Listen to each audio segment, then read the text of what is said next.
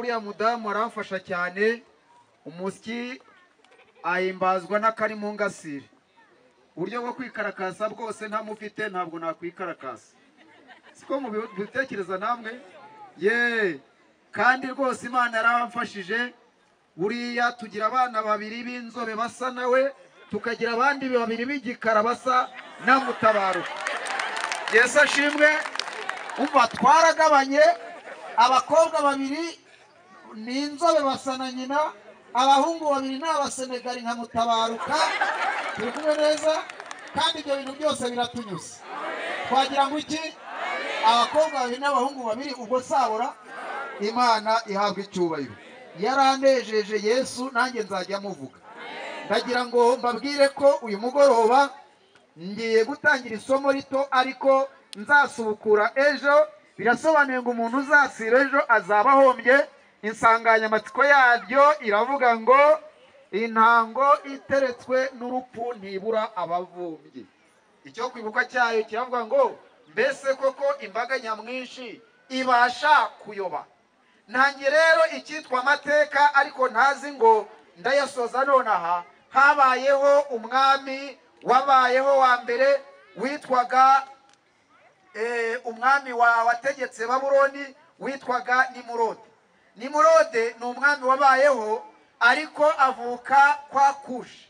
Kushi yari yarashatse umugore witwa Simiramisi. Ayo magambo nshaka kukomozaho make, muzasoma Itangira igice cya 10. Bavuga iby'ukuntu Nowa Imana yamufashije akabwiriza ubutumwa imyaka 120. Imana iramubwira ngo iherezo ry'abafite umubiri bose rije mu maso yanjye, none baza inkuge, ariko numara kwibaza abantu bose batuye ku isi nimwo bazarokokera. Nowa rero abantu mwaje kare twabyiganye, twasanze yararokokeye mu nkuge, we n'abakobwa be n'abakazana be 3 n'abahungu be 3.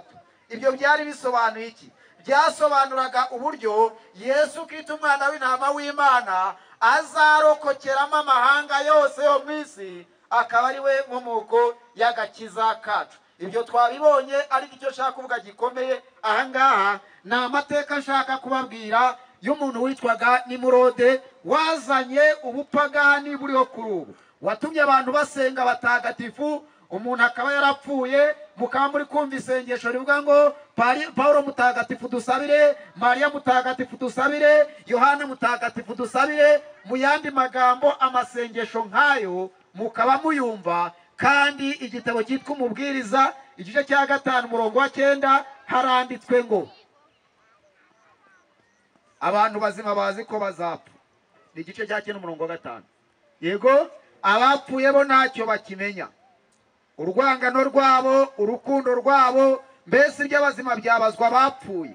Iyo umuntu asenga akavuga ngo Mariya mutagatifu dusabire, ubundi yaba Mariya ndetse na Yohana, imva zabo ziregeranye muri Aziyano, niho bashyinguye. Ariko se koko birashoboka ko umuntu yapfa warangiza ukajya kumubaza iby'abazima kandi we yarapfuye? Muribuka igihe Yesu yaramanitse ku musaraba, akabwira Mariya ati Mariya, dore umuhungu wawe, amwereka Yesu, nako amwereka Yohana. Akongera akabwira Yohana ati nawe Yohana, dore nyoko, amwereka Yesu. Ndashaka kubatangariza ko iriya sano yabahaye kwari ukugira ngo uwitwa Mariya azamenye umuhungu we, azaba azakurikirane Yohana, kwari no kugira ngo Yohana azakurikirane Mariya nk'aho ari nyina. Ibyo byari bisobanuye iki? No mu rupfu rwabo barakurikiranye, n'imva zabo ziregeranye, bashyinguye muri Aziyano. Aho ngeze abumva nimuzamura ikiganza, bandi baho umugisha.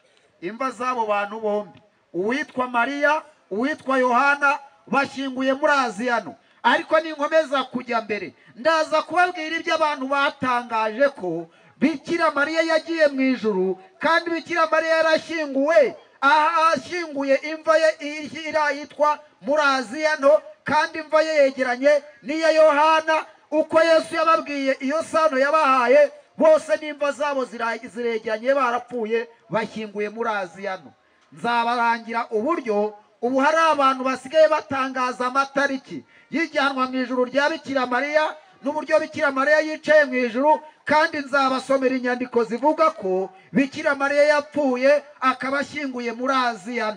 Ikibazo nibajije ni iki, ndi kwiga aya mateka, mbese koko Mariya ko ari umukiranutsi yatubyariye umucunguzi, Mariya akaba azajya mu ijuru, ni gute umuntu wapfuye ashobora kuburanira abantu bakiriho? Niyo mpamvu muzasanga mu byo tuziga insanganyamatsiko iravuga ngo intango iteretswe n'urupfu ntibura abavumyi. Tuzabyiga. Agasubi kaho karavuga ngo koko mu by'ukuri imbaga nyamwinshi ibasha kuyoba. Ndashaka kubabwira amateka make none ndangiza mbarekure, ubundi ibejo tuzabisonzoranya neza mbahereza detaye n'ibihamya kugira ngo uzasobanukirwe ngo mbese imisengere iriho muri iyi minsi ihamanya n'ukuri kw'ijambo ry'Imana. Mbese uramutse usanze imyaka yose 20 umaze mu idini, icyo umaze iminsi wiringira ari ikibiribiri, wakwitegura kukirekura ukakirambika hasi ukakira Yesu muzima wo mu ijuru, atari Yesu w'ikanyange no mu birambo. Uwo Yesu tuzamureba, hari uw'ikanyange, hari uwo kuri Apasi, hari no mu birambo. Abo ba Yesu nzabababwira, n'uwitwa Jesus, n'uwitwa Yesu Bitumba uba muri Amerika. Uramutse usanze Yesu usenga atari uwo mu ijuru, wazareka bakakugira inama y'uburyo Imana yagufasha ukazamenya ukuri kuri mu byanditswe byera. Icyo nshaka kuvuga ni iki rero, mu gisekuru cy'uwitwaga Nowa havutsemo umugabo witwaga Kushi. Kushi uwo nguwo ashaka umugore witwaga Simiramisi. Inde? Musubiremo ngo Simiramisi. Simiramisi ni umugore wa Kushi. Ndashaka ko untega amatwi ho gatoya, nta minota irenze 10 ndi bugufate, ariko nawe ndashaka ko iyi minota 10 uyimpereza. N'abaririmbyi bari bagiye kugenda, turagendera hamwe twese 10 sindi buyirenze, mwihangane. Gusa ndashaka aka kantu kumva. Habayeho umuntu witwaga Kushi wavukaga mu gisekuru cya Nowa. Ubwo Nowa ntabwo mvuze uburyo yabyaye Hamu, Shemu na Yafeti, uko igisekuru cye cyagiye gikura, ariko aya mateka uyatangira iyo ubusobanukiwe n'uburyo abantu binjiye mu nguge bakinjira ari bakeya ugereranije n'inyamaswa zarokokeye mu nguge. Inyamaswa zari zo nyinshi kurenza abantu. Rero abantu bakimara kuva mu nguge baje batangiye kwiyubaka, bari abantu 8 gusa, ariko inyamaswa zarokokeye mu nguge ari zo nyinshi kurenza abantu. Ibyo byari bisobanuye iki? Byari bisobanuye ko icyari kiri ku isi cyose cyari cyamaze kurengerwa n'amazi. Noneho Nowa abwira abantu yuko bagomba kujya mu buzima busanzwe. Umwuzure umaze gukama ku isi, ibiti ntibyari bihari, aya mazu ntiyari ahari, ku isi hari ikintu cy'umucanga gusa n'ibyatsi byari bitarakamera. Maze inyamaswa zavuye mu nguge, ingwe niyayo, intare niyayo, inzovu niyayo. Mu nyamaswa zirahinjiraga 7 ebyiri nako no muzitazira hakinjira 7. Izo nyamaswa rero zigeze imusozi zibura imihigo, kuko ibyatsi byari bitagihari, ibyari biri ku isi byose byari byarengewe n'amazi. Niho iyi misozi mubona yakomotse, biriya birunga niho byakomotse, ibibaya niho byakomotse, ibi bidunduri byose mureba bikomoka mu gihe cy'umwuzure.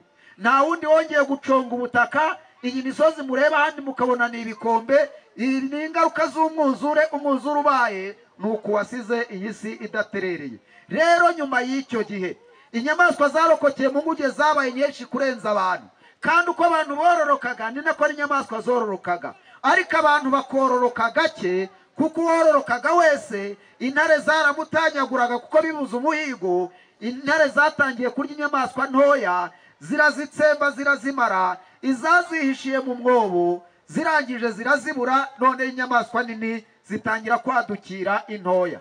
Abantu birirwaga bikingiraniye mu buvumo badashobora gusohoka umunsi wose ukira, kuko wasohokaga wese intare yaramutanyaguraga. Nta mubyeyi wabyaraga akana ngo kagira imyaka 2 abe yagasiga hanze kota izuba. Intare yarazaga ikagatwara, kuko ibyari biri ku isi byose nta na kimwe cyari kiriho, byari byarengewe n'amazi. Inyamaswa zibura imihigo. Kushi yavutse yashakanye n'umugore witwa Simiramisi, babyara umwana w'umuhungu witwaga Nimurode. Uwo niwe wabaye umucunguzi w'abantu, niwe wafashe inyamaswa zose arazihiga. Afite imyaka 17 yabaye umuhigi uhiga inyamaswa zose, arazitsemba. izamwihishe zimwishira mu myobo. Byaje kurangira bite? Byaje gusoza abantu bongeye kubyara bashyira ku ibere, noneho nta nyamaswa zikibatanyagura, izindi zaragiye kuba mu mashyamba, abantu batangira kwiyubaka, isi yongera gutoha. Nibwo mujya kubona mukabona abantu, amahanga yose amaze kuzura ku isi, mukurikije abapfa n'abandi bavuka, isi murabona ko yongeye kwiyubaka. Ariko hari igihe isi yigeze ibaho ifite abantu 8 gusa. Biza kurangira abantu bakunze Nimurode, afite imyaka 17, yabaye umuhigi, inyamaswa arazihiga, agize 22 baramwimika bamugira imana, batangira kumusenga. I Babuloni basengaga imana yabo yitwa Nimurode, ariko bakayisenga bazi yuko ariyo mana yo mu ijuru. Igihe kiragera Nimurode arangije, se wamubyaye witwaga Kushi aza gupfa. Nimurode afata nyina wamubyaye mu nda, Nimurode afata nyina wamubyaye witwaga Simiramisi, arangije aramurongora. Ibintu bitigeze bibaho no mu mateka. Abantu bajya ubundi iyo umuntu yakoze iki cyaha cyo gufata nyina wamubyaye akamureba ubwambure, uyaba ari icyohe, uyaba ari igihone, uyaba ari inkunguzi. Ariko umuntu wabayeho mu mateka y'isi ni umuntu witwa Nimurode, wafashe nyina umubyara, yarangiza akamutera inda. Uwo munyina yari umwana we w'imfura, ni nawe yaherukaga. Kushi amaze gupfa, Nimurode afata nyina Simiramisi amutera inda, amubyaraho umwana witwa Tamuzi.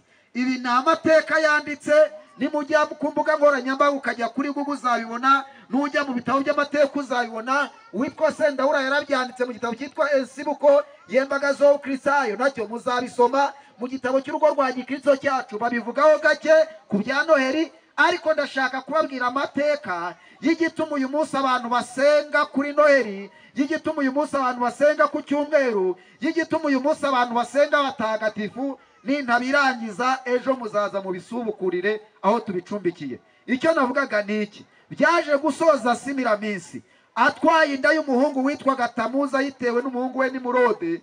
Tamuzi avuka ku itariki ya 25 z'ukwezi kwa 12, bayita itariki fatizo y'ivuka rya Yesu. Icyo gihe kuko Nimurode bamusengaga nk'Imana Data, nyina akaba n'umugabekazi, akaba n'umugore w'umwami, bakamushyira mu mwanya wa Roho Mutagatifu. Noneho igitangaje, Tamuzi avutse umuhungu wa Nimurode yabyaye kuri nyina, bamushyira mu mwanya wa Yesu Kirisitu. Noneho i Babuloni ubutatu buba burashinze. Icyo cyitwaga ubutatu bwa Satani ntabwo bwari ubutatu bw'Imana, babugereranyaga n'ubutatu bwera. Ariko hari Imana Nimurode, hakaba Imana Tamuzi ariyo yitwa Yesu, hakaba n'Imana yitwaga Simiramisi ariwe mugabekazi, akaba na nyina w'umwami bari warashyize mu mwanya wa Roho Mutagatifu. Aho ngeze abahumva nimuzamura ikiganza, Imana ibaho umugisha. Aho nshaka gutsumbikira ni hehe?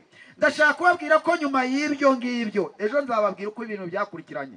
Nibwo wa mugabo witwa Nimurode washatse nyina, nawe yaje gupfa. Simiramisi wagira ngo yari inkunguzi. Noneho amaze gupfa, we ntibigeze bamushyingura nk'uko se Kushi bamushyinguye, ahubwo kuko uwitwa Simiramisi wari umugore w'umwami akaba na nyina, yari yarahumye abantu imitima. Abantu bose bazana amaturo i Babuloni, baje gusenga ya mana yabo yabacunguye mu menyo y'inyamaswa. Ese icyatumye Nimurode bamusenga mwacyumvise? Yabaye umuhigi, yica inyamaswa arazimara. Abantu baravuga bati murabona se undi mucunguzi dufite uretse Nimurode? Bamugira inama, batangira kujya bamuzanira amaturo. None ikintu gitangaje, nawe yaje gupfa. None se koko Imana irapfa?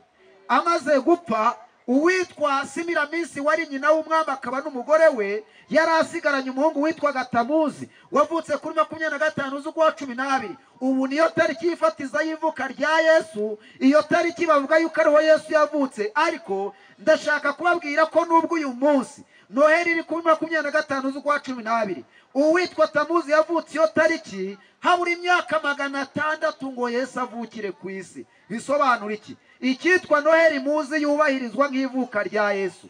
Noheri yatanze Yesu kubaho, kuko Yesu abura imyaka 600 ngo avukire mu isi. I Babuloni bajyaga muri Noheri. Aho ngeze abahumva nimuzamura ikiganza. Ikinyoma cya mbere muragicigatiye, mwacyumviseho gipfuritse. Ikinyoma cya mbere ni Noheri. Tuzi twese abanyamadini yuko kuri 25 z'ukwa 12 buri mwaka yuko aribwo twizihiza ivuka rya Yesu wavutse kuri iyo tariki. ariko ntabwo ari Yesu wari waravutse, ni umuhungu wa Nimurodi yabyaye kuri nyina witwa Tamuzi, yavutse kuri iyo tariki. kandi Noheli yatanze Yesu kubaho habura imyaka 600 ngo Yesu avukire kuri ubu butaka. I Babuloni bajyaga muri Noheli. Ikinyoma cya mbere mu gifindure, icya mbere nuko uyu munsi muri butahana ijambo rivuga ngo wa munsi baduhobagije ntabwo ari ivuka rya Yesu, ni umunsi Tamuzi yavutseho, ikigirwamana cyabayeho, ari umwana wa Simiramisi abyaranye n'umuhungu witwaga Nimurodi. Ikindi kinyoma cya kabiri, uwo mugabo Nimurodi amaze gupfa, Simiramisi wari umugore w'umwami akaba na nyina, aragenda ahamagara abatware n'ibikomangoma babaga muri Babuloni hagati, arabatumira ati nimuze mbabwire, twatangarije abantu ko Imana idapfa kandi batuzaniraga amaturo, ubu noneho turababwira izihe. Barangije batangaza ko bagomba guhimba ikinyoma bari butangariza isi yose kandi kazagumya kukigenderaho. Ndashaka kubabwira icyo gusenga abatagatifu uko byaje, icyitwa za purigatori uko zaje, ni nandi busubikire ejo nzasubukura. Simiramisi amaze gutumira abatware n'ibikomangoma bahuriyeho, Nimurode yari atarashyingurwa, umurambo we wari ukiri aho ngaho. Biza kurangira bemeranije yuko bakwiye guhimba ikinyoma cyuko bagiye gutangariza isi yose yuko Imana y'abantu itapfuye ahubwo yimutse yagiye mu zuba. Banatangaza umunsi n'itariki aho bazajya bayisengera n'uburyo bazajya bayisenga. Barangije Simiramisi aragenda azana inkota ya Nimurode wari ugaramye mu kiramba ari umurambo, baramuterura bamushyira imbere yabo, baramucimbagura bamucamo ibice bice. Abaje aho bose, buri muntu wese yatwaye inyama ku nyama z'umwami, baragenda baraziranzika barazirya. Iryo banga rimara hafi imyaka 430, nta muntu uzi icyabaye. Abantu bose bari baje batangarizwa yuko umuntu uzabona iryo banga igihango kizamusama. Nimurode rero ntabwo bigeze bamushyingura, bafashe umurambo we barawucimbagura, barangije barawuteka. Umuntu wese wavuyeho yatwaye inyama z'umwami, baragenda barazirya. Iryo kurya kw'izo nyama cyabaye igihango, batangaza yuko umuntu wese uzamena iryo banga igihango kizamusama. Barangije batangariza isi yose abatwaye amakuru yuko Imana y'abantu itapfuye ahubwo yimutse yagiye mu zuba. Uko abasenga zuba baje n'iryari. Nuko rero uwitwaga John Terizeri yasigaye aho ngaho nk'umusigira w'itambo. Iyo nama yateraniye i Babuloni, muzabisha mu ntambara ikomeye, yemeje ko bagomba gutora umukuru w'itora ugomba kuzasigara i Babuloni. Abandi batuye mu burasirazuba bwo hagati, abandi batuye ikusi n'ikasikazi, abajyaga bakora urugendo bavuye kure mu bihugu bya kure baje i Babuloni gusenga Imana yabo, babatangariza yuko ku munsi w'icyumweru atari ngombwa yuko bazajya bafata ingendo z'agahanyo, ahubwo yuko ku munsi w'icyumweru saa 3 z'amanywa bazajya basenga bareba aho izuba rirasira, yuko aribwo Imana yabo izabavugisha. Abari batuye hagati muri Babuloni bahise batora umukuru w'itora witwaga John Terizeri ngahinduka umusigira bitambo. Abazanaga amaturo baje gushaka Imana yabo, ayo maturo yarayakiraga, akababwira yuko agiye kubasabira Imana yabo imbabazi. N'uyu munsi ayo maturo arakirwa mu nsengero. Ni amaturo yitwa amaturo yo kugura indurugesiya. Indurugesiya ni imbabazi z'ibyaha, ni ikiru umuntu atanga.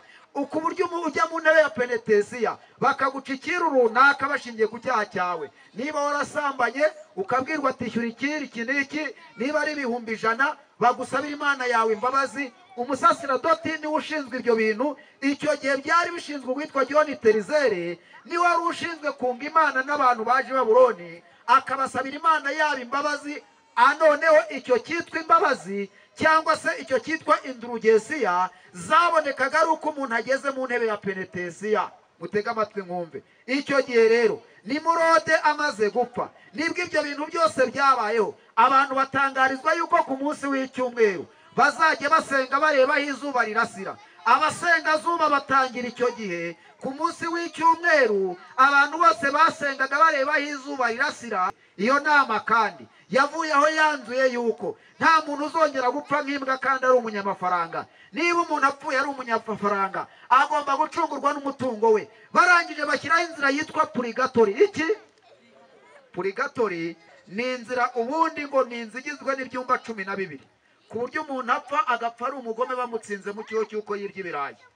yarangiza akanyura mu cyumba cya mbere atunganye, icyumba cya kabiri atunganye, akazahingukira mu cyumba cya 12 uwapfuye ari umugomye yiswe umutagatifu.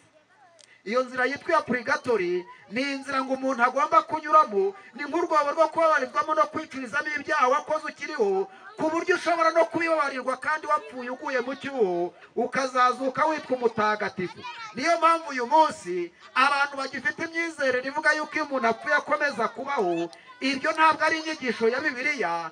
Bibiliya ivuga yuko abantu bapfuye ibyabo biba birangiye, ntibongera gukorera ku isi, ibyiza byabo biba byarangiye, urwango rwabo ruba rwarangiye, urukundo rwabo ruba rwarangiye. Ejo rero muzaza noneho mbatangirira amateka. Ibi byose mbivuze mu ncamake, ejo nzabivuga mbandi mirongo, mbereka abantu bashyizeho uwo munsi w'icyumweru, mbereka n'impamvu bawamamaje, mbereka n'uburyo gusenga abatagatifu bimaze imyaka myinshi, mbereka n'aho byatangiriye, mbereka uburyo umuntu yashyizeho yuko aho kugira ngo uhure n'umusaserdoti, ngaho kugira ngo usenge Imana yo mu ijuru,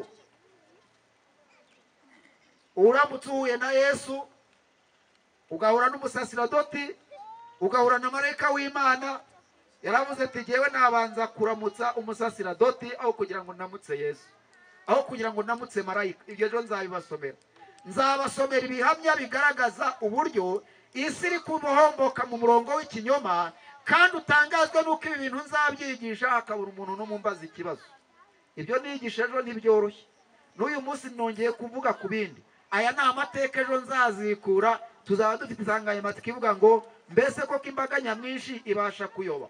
Ahangaha wemere kuzabaza ikibazo cyose kandi ukacyandika mu buryo bw'ikinyabupfura, wagira nawe ibyo wabwira abantu ukazabibabwira. Ariko uyu mugoroba ncumbikiye ahangaha, ndabasabira umugoroba mwiza, mugire ijoro ryiza. Abatashye za Kigali mugereyo amahoro, ariko nanone abatuye hano hafi ejo muzaze mu nyumvire imva mu kanwa. Yego, ntuzambeshyere kugira ngo ibintu bizashye binoge. Ejo uzaze wumvira imva mu kanwa. Ndashaka guhamagara umuntu uri muri iri teraniro.